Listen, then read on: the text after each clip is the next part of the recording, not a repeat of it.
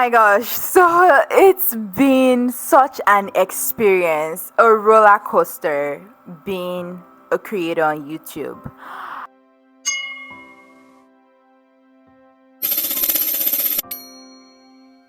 Hi guys, so I have been on YouTube for about 2.5, 3 years now, but I have only been consistent and active for a little less than a year. And I just wanted to talk about how YouTube has changed my life and my perspective, even with less than 1,000 followers. I know it's interesting. I know a lot of young creators, or by young creators, I mean like creators with like few followers, micro creators or whatever you want to call them. And we all have similar experience. I've watched lots of videos on how people are viewing their journey, their YouTube journey, growing and gaining subscribers and all of that, and just the good, the bad, and the ugly of the experience. And I just wanted to share a little bit of that, and hopefully you also can resonate with me on some of these things. Oh my gosh, so it's been such an experience, a roller coaster being a creator on YouTube. I will start by just highlighting some of the ways that I have just been transformed as a person. So YouTube has really, really helped build my confidence level. A lot of people don't understand that just staying in front of a camera and talking can be intimidating. Having the right words, putting the right words together, a lot of people would kind of pre-plan what they're gonna say. Like, even that in and of itself is a lot of work. I remember when I first started, I would stammer a lot in front of the camera and just like feel silly, and like all of those emotions are like, why am I doing this? Who's even watching this? But over time, just seeing how I've grown as a public speaker, of course, there's still so much room for improvement, but it's just so amazing to see something that I picked up, put a camera in front of me, and just keep talking, and the words keep coming, and people are actually watching. That's crazy to me. And then the second thing is just seeing the other different skills that I've picked up along the way.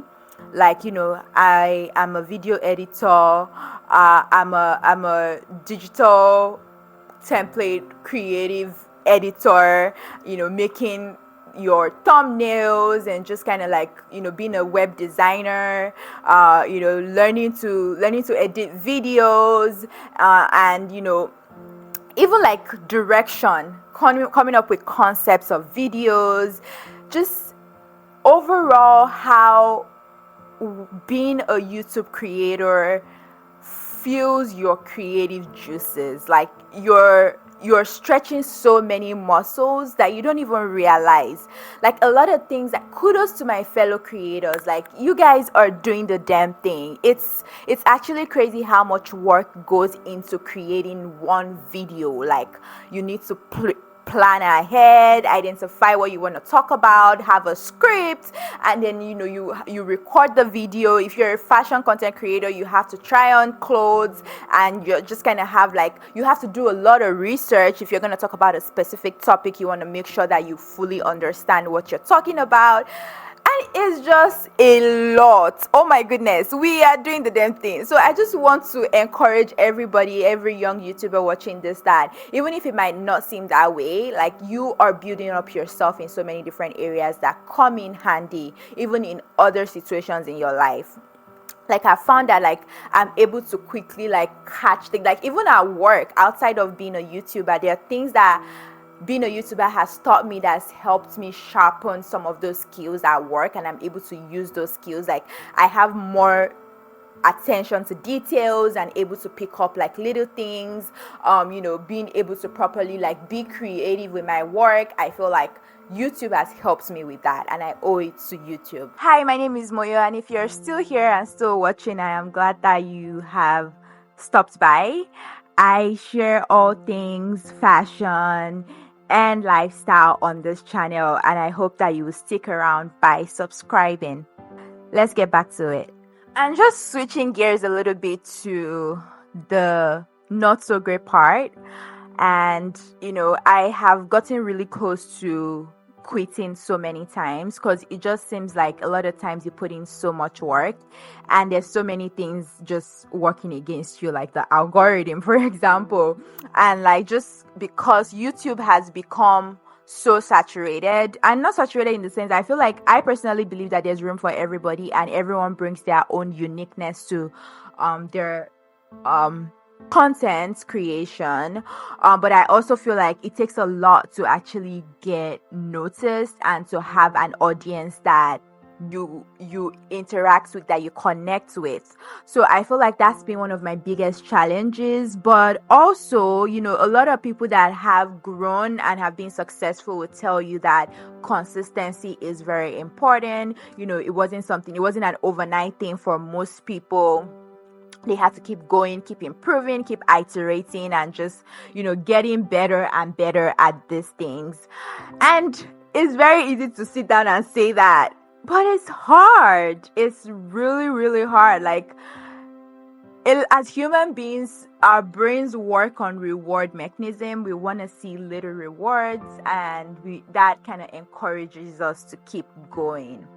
One way that I have just tried to keep pushing and making sure that I'm not too focused on numbers and subscribers, followership, is just seeing how making these things make me feel and the ways that I'm growing as a human being. Like I just mentioned, all of the different things that I do better at now because of YouTube and the skills that I've learned. And overall, these things come in handy in little and big ways. And if that's the only major thing, of course, like I understand that for people who want to make a living out of this, it might not be as straightforward as that. But for me, that I do this on the side, I have my full-time job, it's okay. I'm fine with that. And just kind of seeing how, even if it's just 5 people that connect with my video, that's something.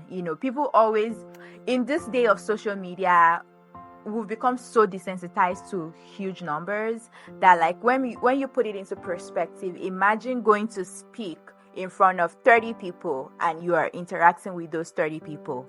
It's like, if you get 30 views on YouTube, it seems very like inconsequential. But like, imagine being in a room with 30 people and you're actually connecting and talking to them. Like, that's something that's big. So just kind of resetting that mindset back to say that you don't necessarily need a huge following to be making a difference or to be sharing your passions or your gifts and all of that. Like, sometimes there is joy in the little. And I even personally feel like there's a blessing in disguise in the small followership, because it gives you more room for creativity to test and try out so many different things, and to just kind of be free from the weight of wanting to cater to a larger audience. I know that, like, I feel like I'm a big believer in enjoying the season that you're in, and as human beings, it's very easy for us to get carried away and just be looking at the next big thing.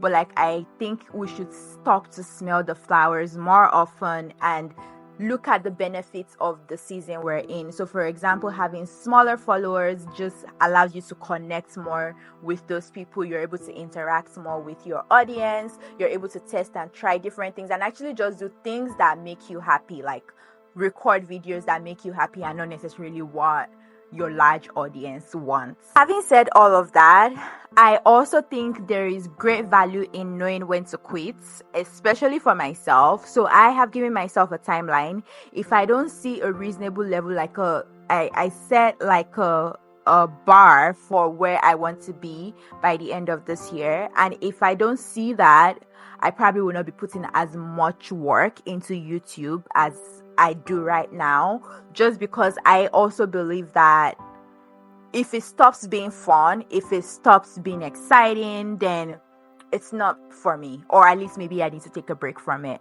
So I understand that there's a balance in, you doing things and loving it, enjoying it, and also like not necessarily looking at the numbers, but also the numbers do matter, guys. They do matter because they're encouraging.